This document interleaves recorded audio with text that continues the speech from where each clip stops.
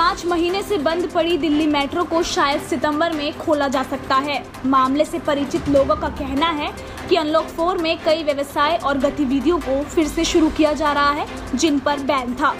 इसलिए ऐसा माना जा रहा है कि सितंबर में मेट्रो को फिर से शुरू किया जा सकता है।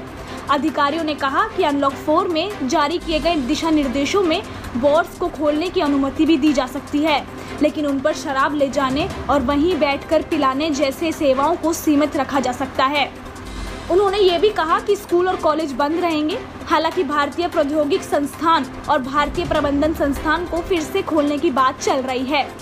कोविड-19 की गाइडलाइंस जारी करने वाले गृह मंत्रालय के अनुसार सिनेमाघर और ऑडिटोरियम्स को भी कम से कम 1 महीने और बंद रखा जाएगा।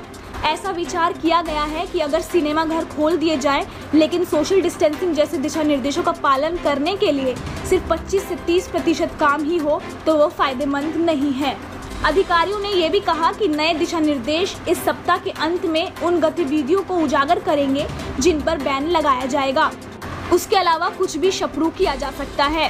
कंटेनमेंट जोन और कोरोना एपिक सेंटर बन सकने वाले इलाके सख्त निगरानी और लॉकडाउन के तहत जारी रहेंगे। अधिकारियों ने कहा कि सामाजिक, राजनीतिक, खेल, मनोरंजन, शैक्षणिक, सांस्कृतिक और धार्मिक कार्य और अन्य बड़ी मंडलियों पर बैन लगे रहने की संभावना है।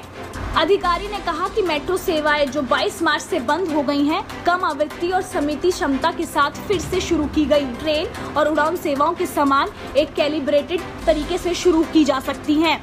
3 अप्रैल को हमने बताया था कि अब मेट्रो में शायद टोकन नहीं चलेंगे और केंद्र सरकार कॉन्टैक्टलेस टिकटिंग सिस्टम पर विचार कर रही है। एक अन्य अधिकारी ने कहा कि राज्य सरकारें तय कर सकती हैं कि मेट्रो ट्रेनों को कैसे चलाया जाए और उनकी टाइमिंग को किस तरह नियंत्रित किया जाए।